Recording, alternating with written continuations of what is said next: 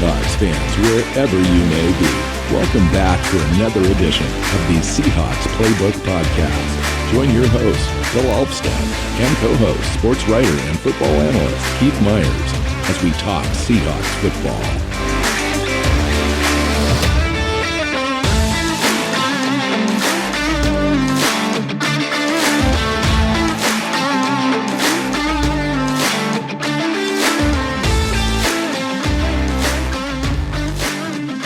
Hey, Seahawk fans. Welcome back to another episode of the Seahawks Playbook podcast. I'm your host, Bill Alvstad, sitting down with co-host Keith Myers, here to talk Seahawks football.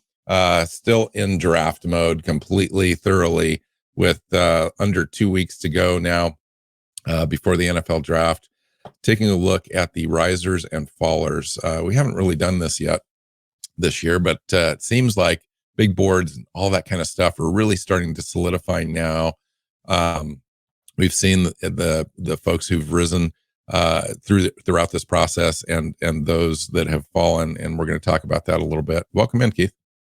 Yeah, so unfortunately, a lot of the guys that I like to mock to Seattle when we do our mock draft shows, and I use the simulator, are the ones that are risers, because right. They are guys that you and I have identified as being, good players, but for some reason the draft media hadn't caught up to that yet, and well, they're starting to catch up to it because they're getting close enough to the draft that, Yes, everyone's publishing, to the, later versions of their, big boards and that kind of stuff. And we see guys like Luke Weipler, jumping around, up and stuff like that. So, yes, yeah, finding the fallers. That was the harder one for me.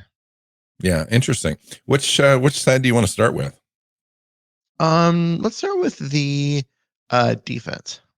Well, I'm talking about fallers, or do you want to just jump back and forth? Let's jump back and forth. Oh, yeah, we can do that. Okay, so yeah, as far as defense, I'll start with a guy that's rising for me and has risen, and probably should have been here anyway, is Nolan Smith, the edge guy, outside linebacker, and from Georgia.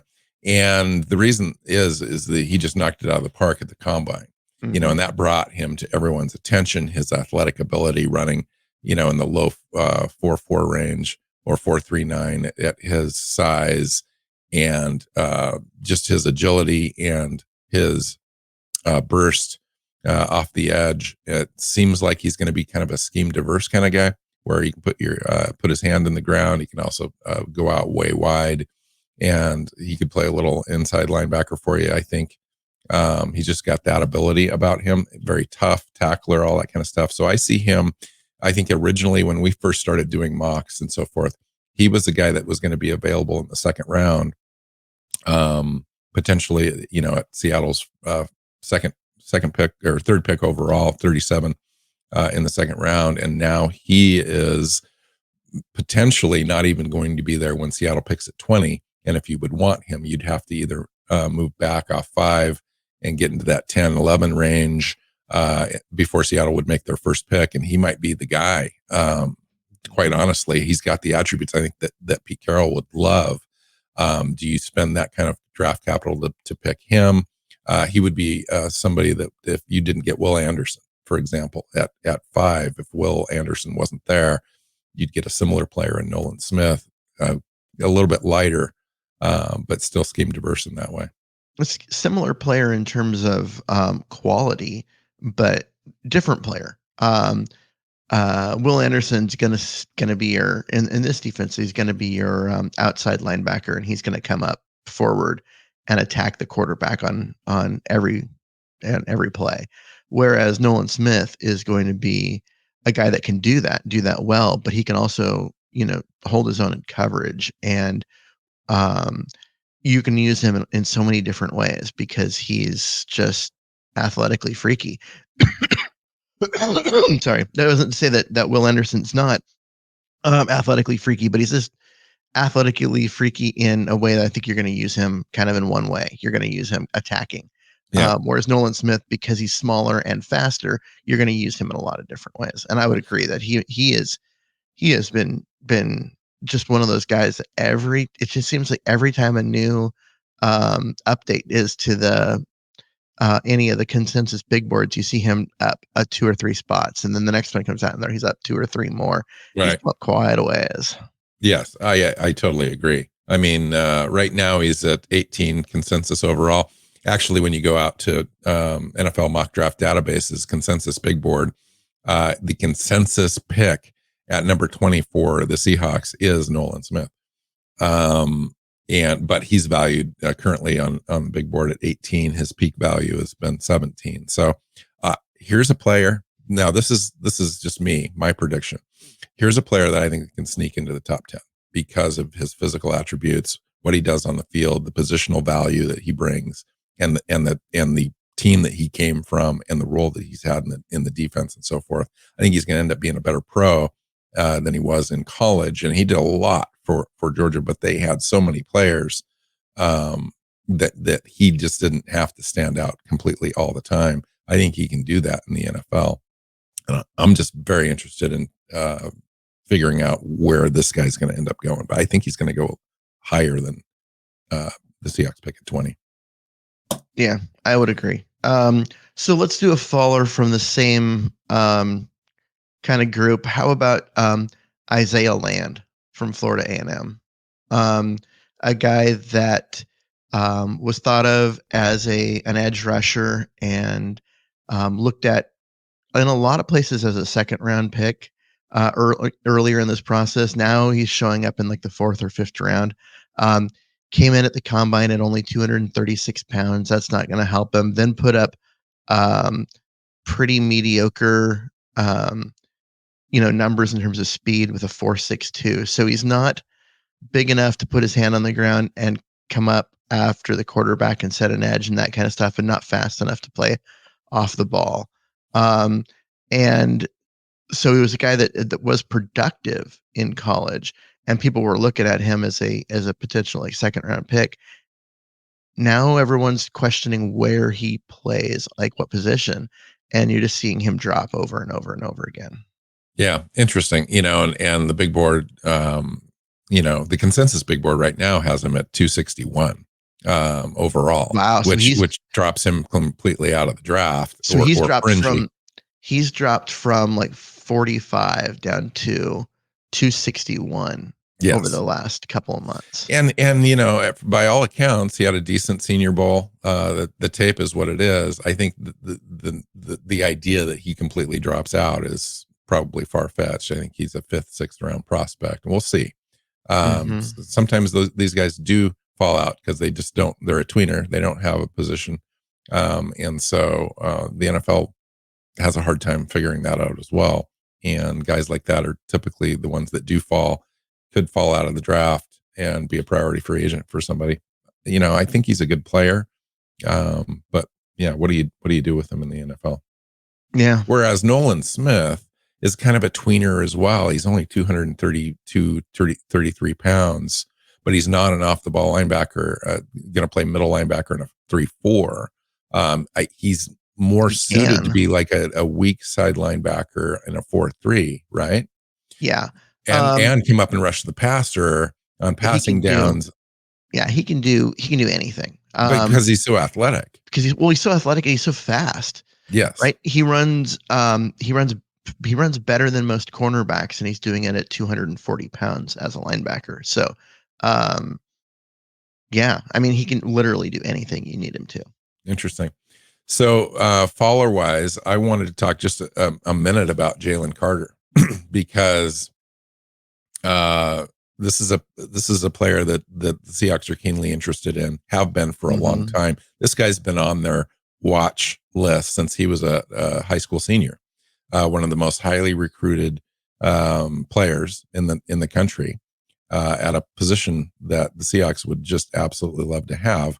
And he started out being, the first, second, third best player in the draft at any position.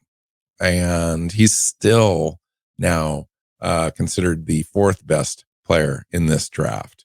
When you take a look at overall players, after Bryce Young, after CJ Stroud and Will Anderson, there he is. But the Seahawks have had their private visit with him. He was Mm-hmm. at the facility on Tuesday in this past week. We don't know how that went, what the results were, but I can tell you that he's he originally fell, and this is why I want to talk about it. He originally kind of fell out of favor because of all the things that everyone kind of knows about, and maybe dropping back to 7, 8, 9, but not out of the top 10. Now he seems like he's kind of coming back into favor as far as being mocked to Seattle at 5 overall. I think he's going to be there, Keith. When you take a look at 3 quarterbacks that are going to come off the board, when you take a look at Will Anderson potentially going to Arizona, that would leave the best player on the board. Some feel like the best player overall in college football there for Seattle at 5. What do you do? Well, if 3 quarterbacks come off the board in the first 4 and Will Anderson, you go, well, who's the 4th quarterback? And how does that fit in with what Seattle wants to do and their evaluation? And if not, honestly, at this point, it does feel a lot like Seattle is going to draft Jalen Carter. I think there's 2 players available when Seattle picks: Anthony Richardson and Jalen Carter. And I know that the team likes Anthony Richardson. I do. And I believe that Indianapolis is going to go for Will Levis because Will Levis is ready to go day one. Mm-hmm. He's probably the most ready of any of the prospects to start day one in the NFL. And that's what Indianapolis needs. They need somebody that's ready to go. And I think that's going to be the pick. And if I'm wrong, I'm wrong. But they could choose Anthony Richardson just because the ceiling is so high. Yeah, it comes down, is Anthony Richardson there or is it Bryce Young? That's the question. I think Bryce Young is I'm hearing from credible sources that Bryce Young has solidified that spot as the number 1 overall prospect that's going to be drafted by Carolina. So wow, that to me is baked, I believe. Because I have seen him dropping and being available at 10, 12 for some teams because teams are starting to get scared off by his lack of size. This is an interesting conversation because I'm showing Will Levis is the guy that's dropping. Interesting. Yeah. Crazy, huh? Yeah, I haven't seen much of that. I mean, I guess he's being, at one point he was the number 3 overall prospect, and now he's sitting at 9. Still a top 10 and still a quarterback. I personally think Bryce Young is, there's a lot of talk about him at number 1, I guess. But then there's a lot of talk. I've seen Anthony Richardson mocked at number 1. I've seen CJ Stroud mocked at number 1 far more than I've seen Bryce Young recently. Well, here's the way I look at it, Keith, and maybe you agree and maybe you don't. This time of the year is just crazy season as far as mock drafts and hearing all sorts of different stuff going on, right? Mm-hmm. Because there are teams out there putting misinformation out there. There's agents out there, the players themselves, all the mock drafts and consensus big boards. It's just kind of all over the place. And that kind of happens. Things kind of start to narrow down and get solidified a little bit. But I think that Bryce Young is the best prospect in this draft as far as being a football player, a guy that can diagnose plays, a guy that's very accurate, can drop things in small windows. I think he's the guy. Now, frame wise, he doesn't have the stature that you'd love to have. However, as a football player, I think he's it. I think Carolina is going to pick him.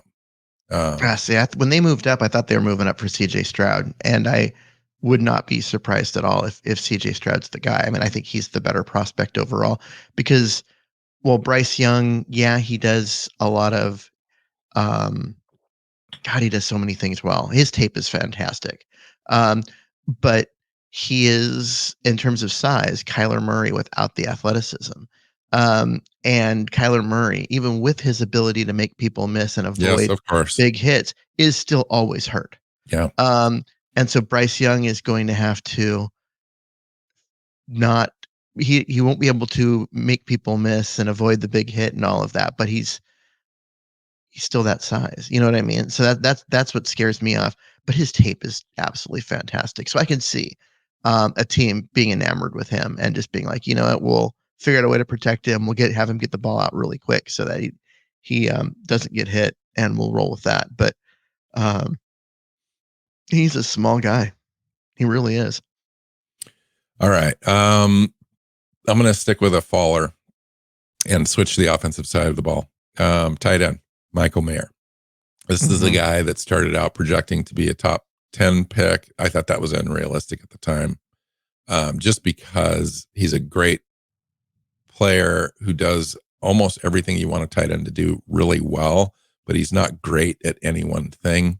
Yep. I think he's going to be extremely steady as a prospect. I think he's going to produce for you. I think he's going to be okay, potentially a Pro Bowl level guy, but not all pro.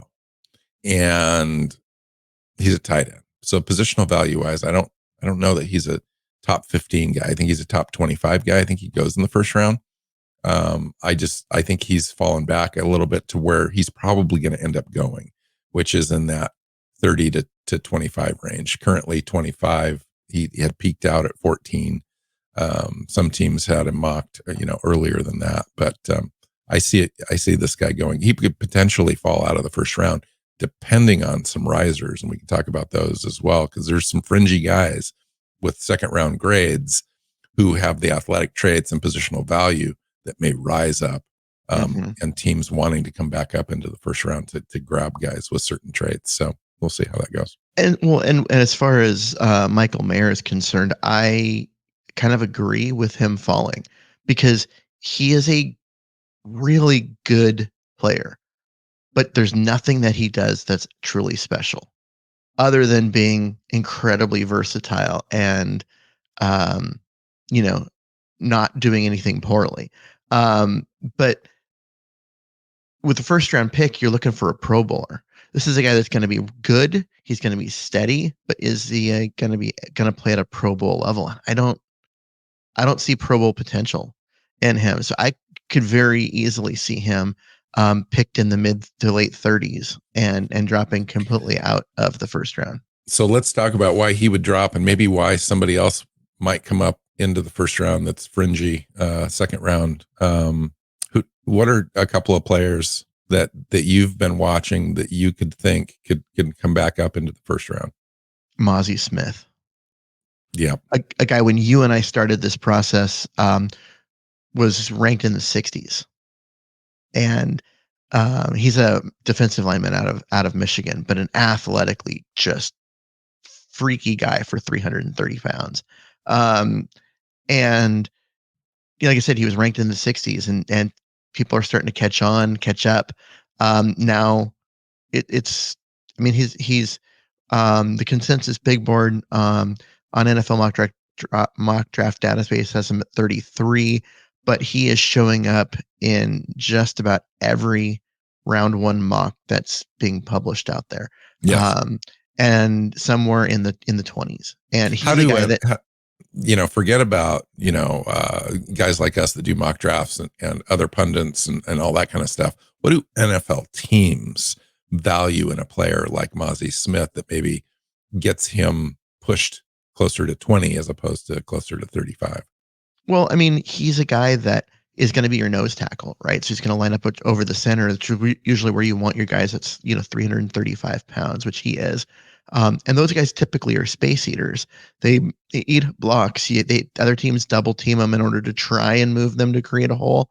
And if you can hold your own against a double team, you've done your job. Well, Mozzie Smith can do that, but he's also freakishly athletic. And when it's a passing down, he can just straight up overwhelm the person in front of him, push them back into the pocket right at the quarterback, get through a gap, do what you got to do to get and be disruptive in the backfield, on top of eating blocks and space in that's the run the game. key. So he goes from being a two down player as a traditional 3-4 nose tackle into a 3 down player, and you can have him go from the 0 tech or the 3 tech. He can play all along the line of scrimmage at that athleticism. Bruce Feldman's freak list, number Number one one. overall. Yep. Number You'd one love to have overall. a guy on your defense like that. Often mocked to Seattle. Seattle Yep. has a need for a player like this. You could draft Jalen Carter and Mozzie Smith, or Will Anderson my God. and Mozzie Smith to be on your defense. That would substantially So can you imagine improve this the defense. defensive line with getting Jalen Carter, Mozzie Smith, and then they signed Dre Jones in the offseason? Like that three, maybe not near one because the rookies will, they'll be doing rookie things and they'll dominate at times and then, start making mistakes and need to learn, some counter moves and that kind of stuff. But in year two, that group would be one of the best 3-4 defensive lines in football. Like that's three players capable of taking over and dominating a game as your starting three defensive linemen. If you go to the other side of the ball, I'll mention another trench guy that's rising up is John Michael Schmitz, the best center in this draft, consensus best center. Started out in the mid 40s, mid second round level pick.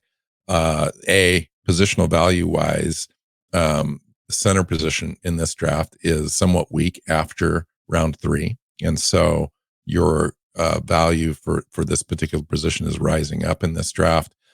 John Michael Schmitz being the best one is scheme diverse, a little undersized at like 305, 307, something like that. But he's athletic, super athletic. So he can do a lot of different things.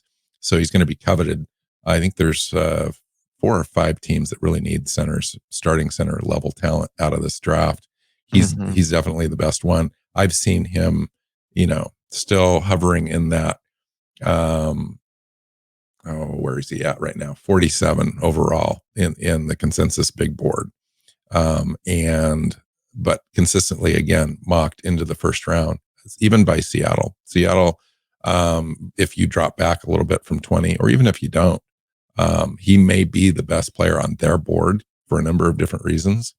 And it wouldn't shock me if Seattle came up and made that pick, even over a guy like Mozzie Smith.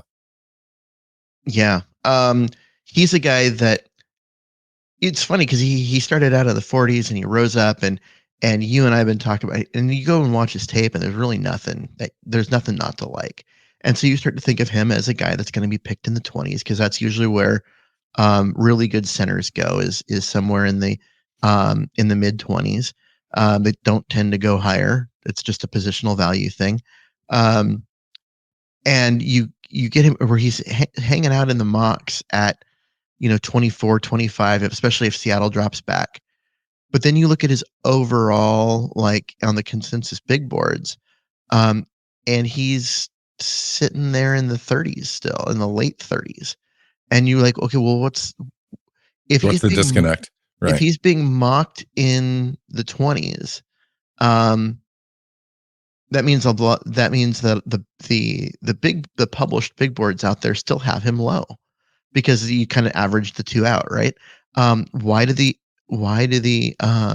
published big boards continue to have him ranked low, but then they mock him into the first round? I find that to be fascinating because the need it outweighs the value of the player when it's measured against other players at similar spots in the draft. And that's how that happens, because there's a shortage of players like John Michael Schmitz in this draft. You got John Michael Schmitz, you miss on that. And you've got Joe Tippmann. Tippmann's a larger size prospect, not as athletic, and Luke Weipler, I think, which is an excellent scheme fit for Seattle, by the way. But that's going to push those two guys up.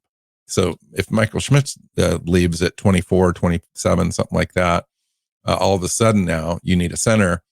You're sitting with your first, second round pick. Now you're going to choose Joe Tippmann as opposed to the back of the second round, early third round grade on that player, and Weipler as well.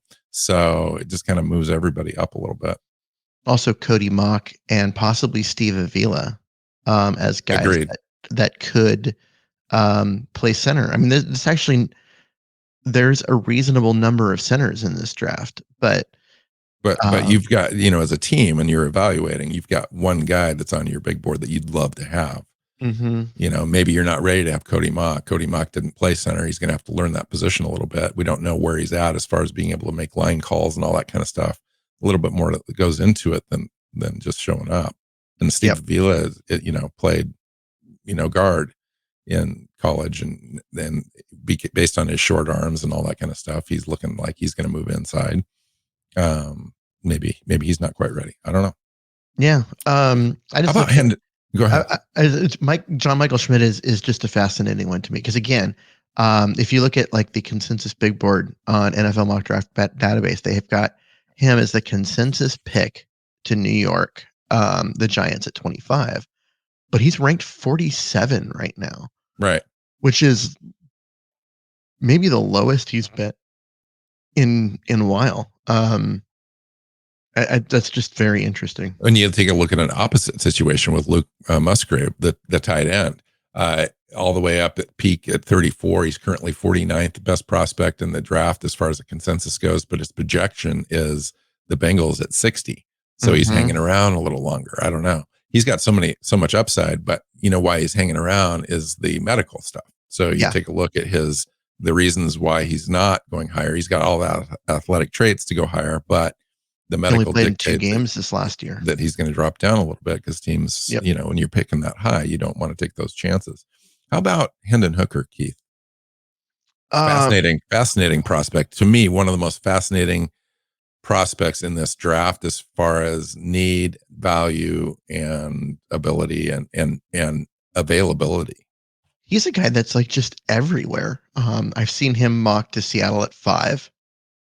And I've seen him mocked in the 4th round. Yes. Right. And you're like, what? Well, there's 2 knocks against him. One, he was a very late season, destroyed his knee, which means he's recovering, but is unlikely to be ready for training camp and the start of the year. So really, and to think about like, especially for a rookie quarterback, it's not just like you step in and play. It's a lost season. It's a lost season. If you're not in training camp, it's over. Yep. And so he's a guy that because he's never going to get a chance to learn the offense and that kind of stuff. So you're really drafting a guy for a year from now. His tape is great, but he's also already 25 and he'll be 26 this season. You're drafting him for his year 27 season, but he still will not have played a down in the NFL. He's just really old, and then the injury situation just makes everything worse. But his tape is excellent. But he played in an offense that was designed for wide receivers to be wide open. True. So his contested throw rate is really low. Is very low for anybody in college football, and his completion percentage is high. But he threw a lot of one read look things to wide open receivers. So very interesting. I just think it's fascinating to me. Somebody needs a quarterback and looks at him as being a prospect that's clearly either the 3rd or 4th best prospect on as far as a player.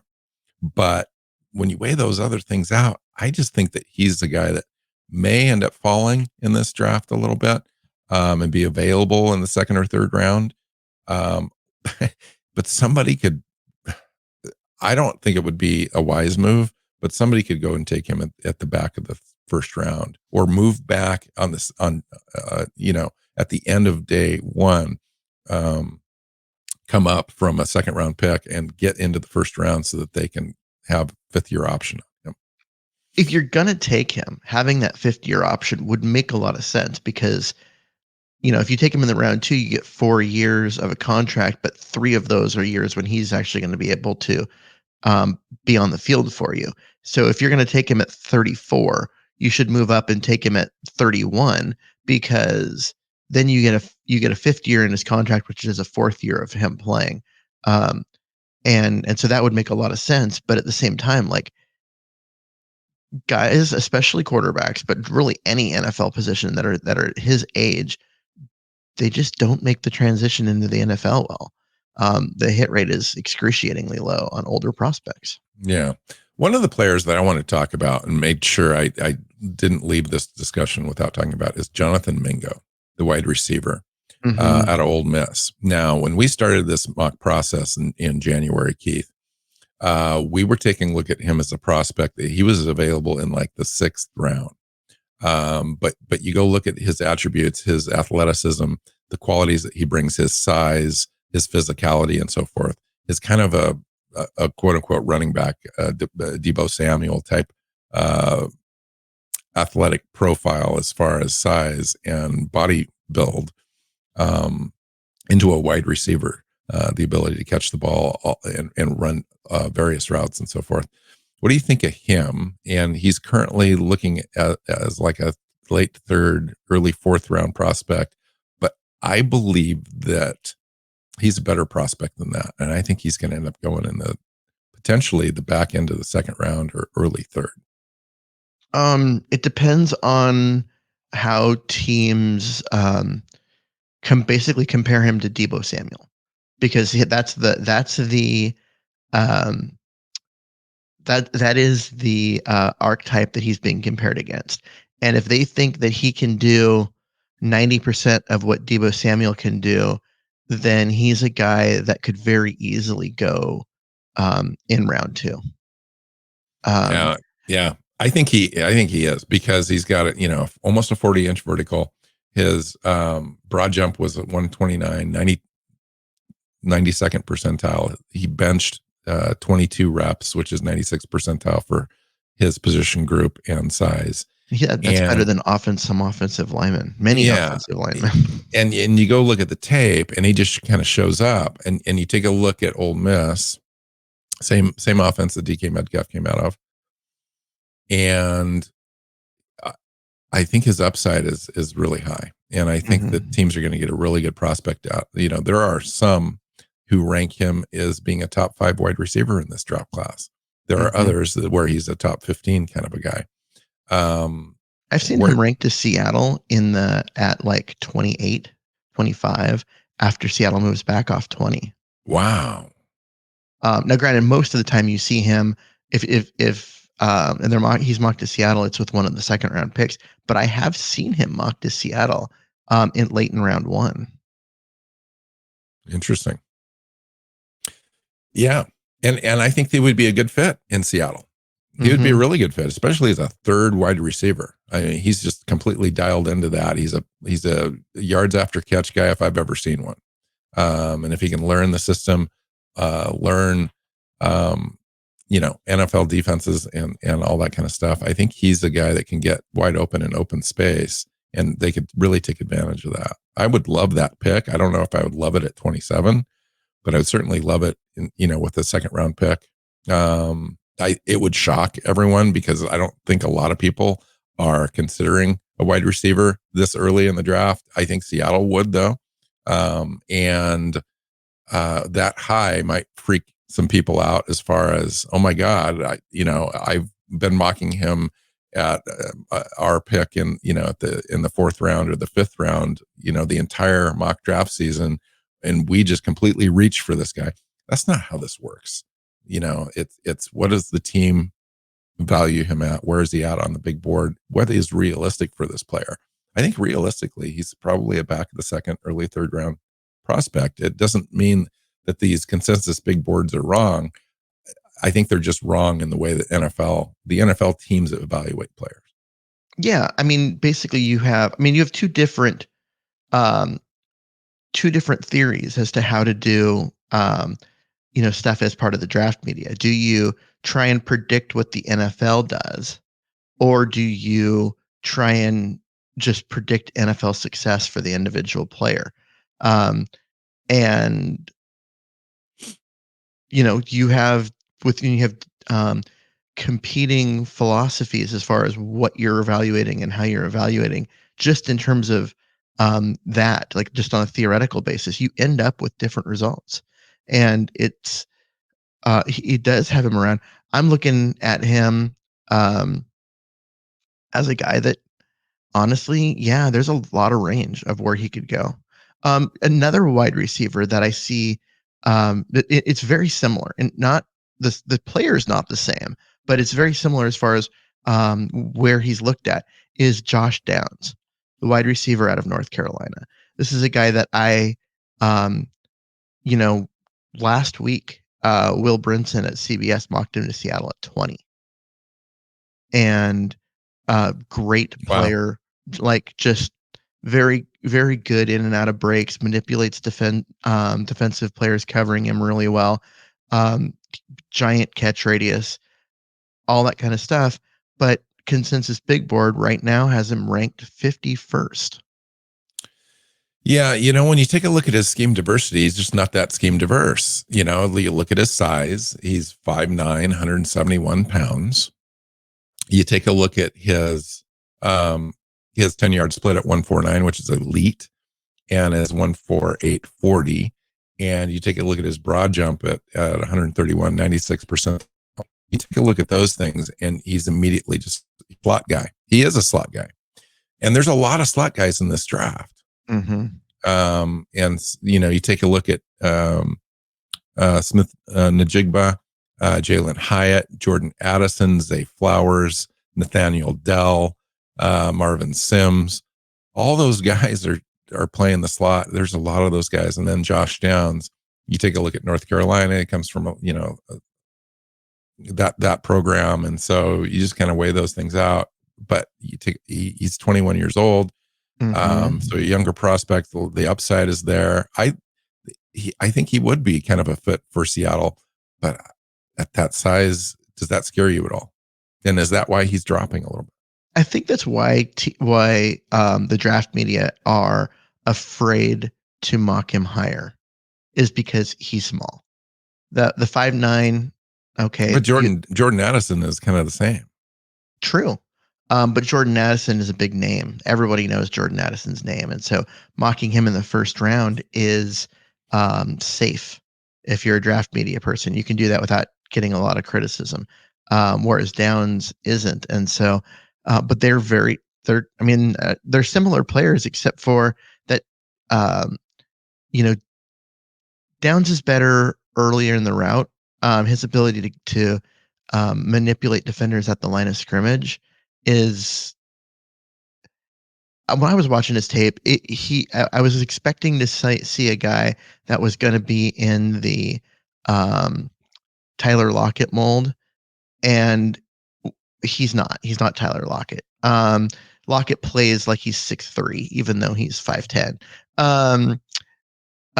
Downs reminded me a bit of Doug Baldwin, just his ability to get off the line of scrimmage with separation, even if they're playing press. Like, he can just manipulate the guy in front of him to a point where he is open instantly. And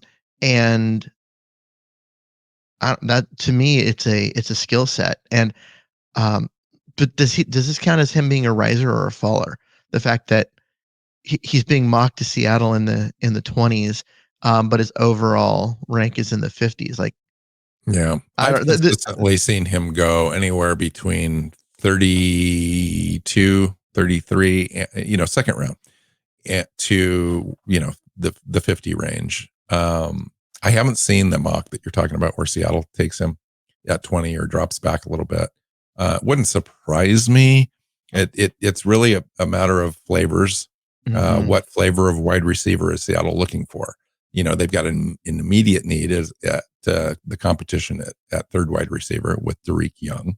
Derek Young's a certain prototype of player. And they don't have really anybody other than Tyler Lockett on their roster currently, that would be like Josh Downs or Jordan Addison, or Smith Najigba, or Zay Flowers, for example. All those players have very similar attributes, but which one does the Seattle favor? I don't know. It's interesting to me. They may want a bigger guy. Maybe it's Cedric Tillman, or A.T. Perry, or another larger prospect that they're favoring. I don't know. I do know that they're going to come out of this draft with a wide receiver, though. They really do need some players at that position. Yeah, they're probably going to come out of this draft with 2, which is interesting because they drafted 2 last year. Just quickly, a few other players to watch. Corey Trice rising up boards at cornerback, a larger size prospect from Purdue. Anthony Johnson, safety, he's kind of rising up, although he has lower athletic testing than you'd like to have. Chandler Zavala, the North Carolina State interior offensive lineman. I hadn't really even paid attention to him until recently. I've seen him kind of rising up mock boards. What is the other guy? Oh, Byron Young, the Tennessee edge. Seattle had him in for a 30 visit. I've seen him kind of coming up boards as well, just based on his athletic testing. Very athletic outside edge, outside linebacker prospect. Anything else? We probably should mention Kelee Ringo, the Georgia cornerback, simply because at one point in this process, like mid-season, he was thought of as being, a top 10 pick, maybe a top 5 pick. You still see him being mocked in the first round, but he continues to fall and fall and fall. And I think as more people watch his tape and realize that athleticism will only get you so far at cornerback if you don't turn your head around and make a play on the ball. If you have a guy tightly covered but he catches the ball anyways over and over again, you're not a good cornerback. And Georgia has had outstanding coaches on defense. Their defense is legit and has been top 3 or 2 or 1 for 3-4 years. His entire time he's been in the program. Guy's 6'2", 207 pounds, runs a 4.36, legit speed, top end, straight line speed. But then you take a look at the tape and it's so inconsistent, but yet Pete would salivate over this, especially if he drops. So if this guy's he's there with the second pick in the second round, pick number 52, 57, whatever they're at. Do you think that Pete thinks that he could fix Kelee Ringo? I think he does, because what he's going to do is he's going to take him out of man coverage, put him in zone coverage, let him use that speed, but have it where he is, at least for 2/3 of the play, looking forward instead of looking backwards, chasing a guy. And in that case, like, you're going to allow him to come, see the throw being made, go up and make a play on it. And his athleticism, his speed, all those kind of things will be good in that. But you get him in a situation where he is in a trail position and you just need him to turn around and put a hand up and knock a ball away, and he's going to let the guy catch it. So let me ask you these. Let me run through a couple of these numbers for you, and then let me see if this just changes your mind. And it may. His hands are 8.5 inches. His arms are 31.25 inches. His wingspan is 74 1/8. Very, very small wing. He's not long, especially his short shuttle is 4.26, 27th percentile. His 10-yard split is 1.54. His vertical is 33 inches, which is 19th percentile. Broad jump is 122, 50 percentile. 3-cone, 7.21, 9 percentile. Bench, he only had 10 reps, 14th percentile. So he's not strong. He's short. He's a straight line speed guy who's 6'2" and fast, but doesn't have other athletic traits you like. Right. Anything, especially that 3-cone is gross. Yeah, I could see him just continue to drop. Yeah. So originally he was on Bruce Feldman's freak list at number 6 overall. It says Ringo's combination of size and freakish explosiveness reminds of a college football player in Patrick Peterson. He was a world-class sprinter at Arizona who ran a 10.43 100 and has gone over 22 miles per hour on the GPS. So what's the disconnect here? I don't get it. It's like it shows up on film, it shows up on prior testing. Is there's something wrong as far as a medical thing, or I don't know. Or just shows that he didn't, because the combine drills, the way they're done and the way that they are timed is kind of unique. Like if you look at the 40, the way they have to have their hand and their arm, and then it's actually arm movement that starts the clock. And if you don't train for it, you can lose time or you can gain time. And the same is true for other drills. And so it might just be a situation where he worked out really hard, but didn't train for the specific drills to get that extra Well, that would be quick on idiotic to second. me. Yeah, I would agree. I I think mean, that the entire movement of, like EOS Sports training in Arizona here, just down the street from where I'm at, is a huge facility that all they do is train athletes after a college football season to be drafted. Mhm. And if he didn't go through that process, I don't understand that. But nonetheless, I would be wary of those numbers matching up with the lack of ball skills on this player. But maybe Pete thinks that that's a player that normally they don't go for guys with shorter arms like that. But he's got that speed to kind of make up for it. I don't know. I think he Yeah, does drop in this draft, I actually. think he drops. I think he and just for a guy that was at one point, fifth on the consensus big board, and So not that so not that the that tape, long ago. We're talking about December. right? So the tape, everyone's kind of likes the tape, and he played in that Georgia defense, so that gives him some extra time Mhm. to make plays because their pass rush is wicked, and they're making plays on the front end, so the back end makes his job maybe a little easier. I don't know. I don't know. I think part of it is that, he's a starter on the Georgia defense and a senior and thought of as this, athletically great guy. And so he was given the benefit of the doubt a lot. Who would you rather draft, Kelee Ringo or Julius Brents? Julius Brents, and by an absolute mile. And so that's the deal. And I think, and there's another guy like Darius Rush. There's Yeah. another Again. guy with a similar physical profile, but Darius Rush shows up on tape, also tested extremely well. Hmm. So you take the upside, even though Ringo's got the bigger name and the defense. Interesting. I Okay. think ultimately with Ringo, you're paying a Georgia tax. If Ringo had played for Minnesota, he'd be ranked as a third or fourth round prospect. Wow. Cool. All right. Our next show, by the way, coming up is what does Seattle do at the 5th pick? We're really going to take a look in the first round, especially that top end pick as far as strategy. So that'll be a great, fun conversation to have. Thanks for this one. The risers and fallers always fascinates me. There's always a reason.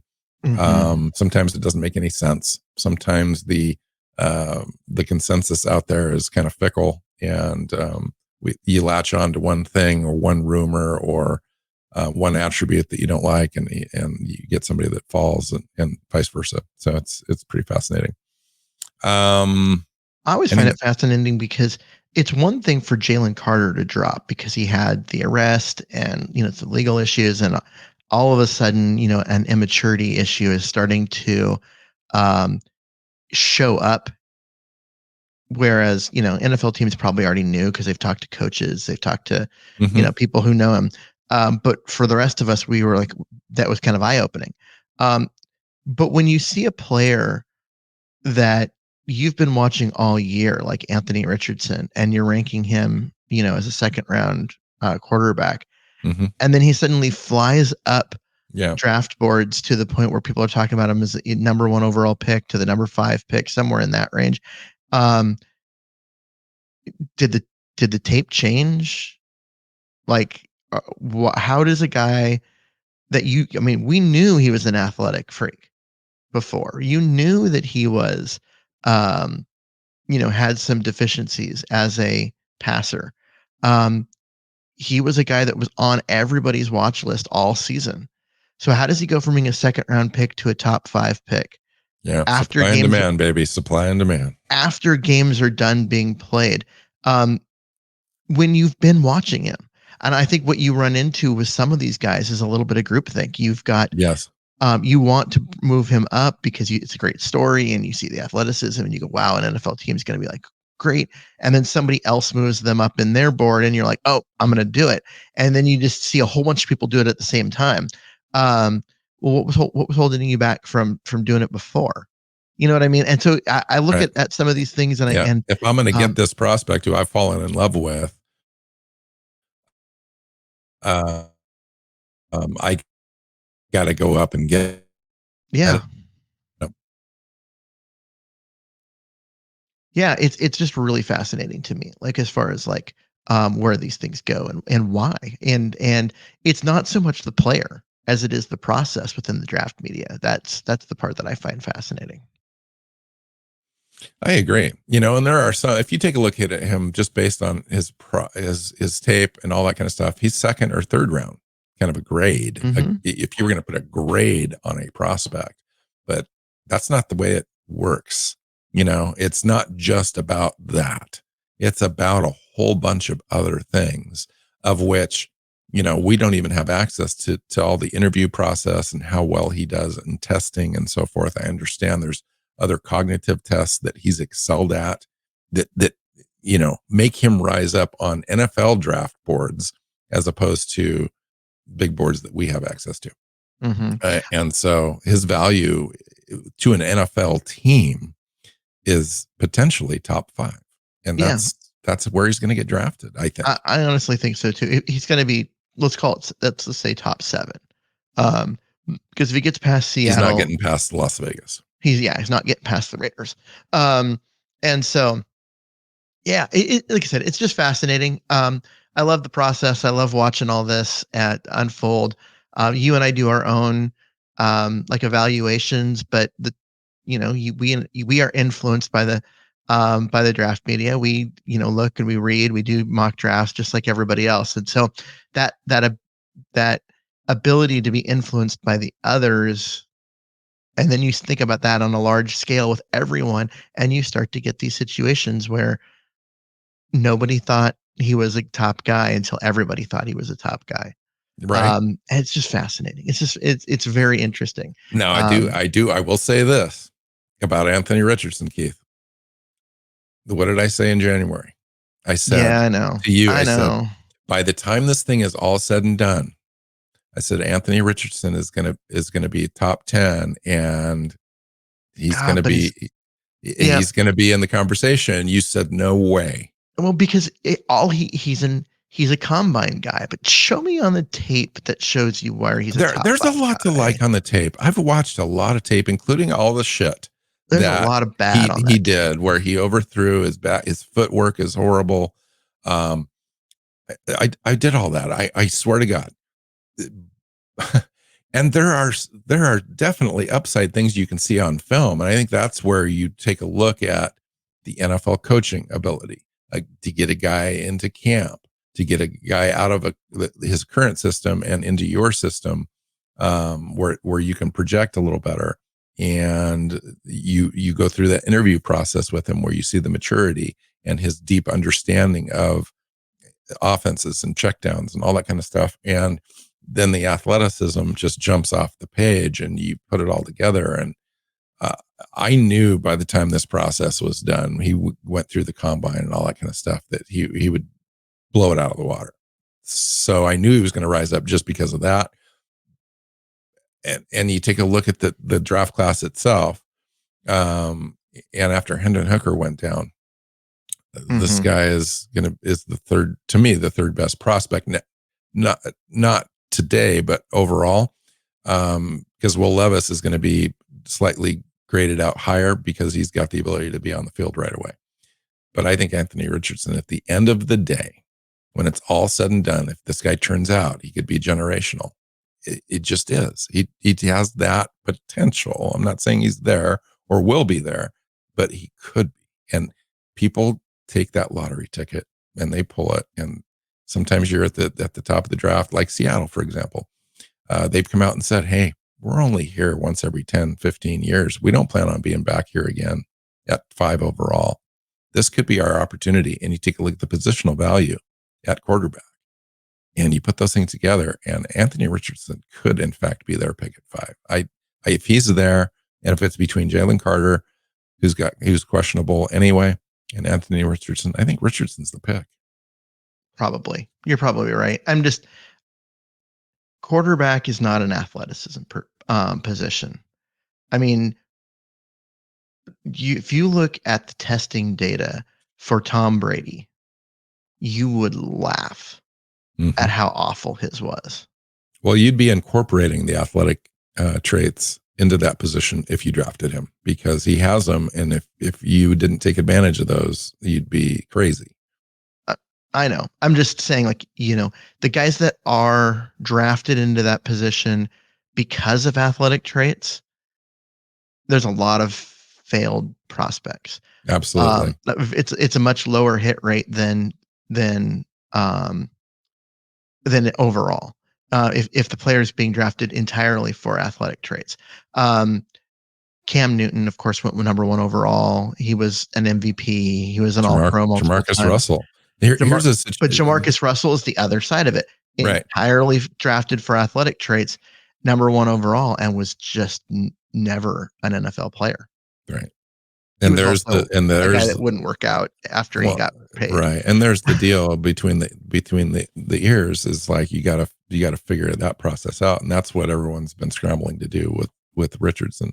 Mm-hmm. And it sounds like it's all been turning out really well for him. So, and you look at in the draft media, and it feels like there was an assumption that Anthony Richardson, like between the ears, was going to be more Jamarcus Russell and less, Cam Newton, Peyton Manning, guys that actually know the game. Mm-hmm. And he has proven them wrong at every step, which this is a society thing. Why was the assumption that he was going to be more on the Jamarcus Russell end? Is it just because well, he's athletic? I'll give you two reasons, really. And I think they're legit. He doesn't have very many snaps as a college football player. I think that's the primary one. So there's just not a lot of exposure to him. And interviews. It's like they protect him at Florida. They didn't allow him to do a whole bunch of stuff out there. They were trying to keep him focused on. So This is his first time really getting out. And so I think those are the primary reasons. I'm not going to look into it any further than that. Anyway, let's get out of here. Fun show, great show. Thanks for the conversation, Keith. You can find Keith at Myers NFL right on the screen there. I'm at NW Seahawk. You can find the show at Seahawks Playbook on Twitter. SeahawksPlaybook.com is the website. Find us on your favorite podcast platform, all over the place, everywhere you look, and our own YouTube channel. Please hit that subscribe button. That'll really help us a lot. Keep us on the air 3 days a week, 3 shows a week. And until next time, go Hawks. Go Hawks. Seahawks Playbook podcast listeners, thanks for joining us for another edition of the show. You can find us on Twitter. Bill is at NW Seahawk, Keith is at Myers NFL, and the show is at Hawks Playbook. You can listen and subscribe to the show at SeahawksPlaybook.com.